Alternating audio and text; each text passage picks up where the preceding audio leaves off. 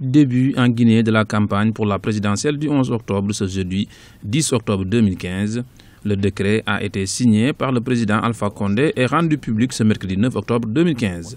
8 candidats sont en lice pour cette présidentielle, dont le chef de l'État sortant Alpha Condé ou encore le chef de file de l'opposition Cellou Dalein Diallo. Les 7 concurrents en liste, plus le président candidat à sa propre succession, ont ainsi 30 jours pour convaincre les électeurs afin de les amener à adhérer à leur projet de société respectif.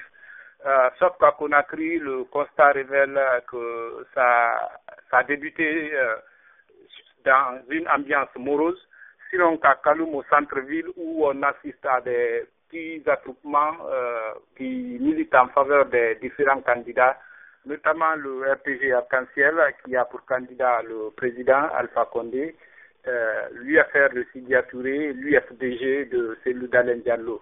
L'organisation du scrutin semble enfin être prête. La question se pose à ce niveau justement parce que selon à se fier à l'accord qui a été signé le 20 août dernier, il était prévu le remplacement de 2 commissaires électoraux de la mouvance par des personnes désignées par l'opposition. Alpha Condé a sorti un décret pour entériner la désignation de la candidate de l'UFR, Sidya Touré, en l'occurrence Hadja Saran Kandé, qui doit représenter un des commissaires électoraux décédés plus tôt.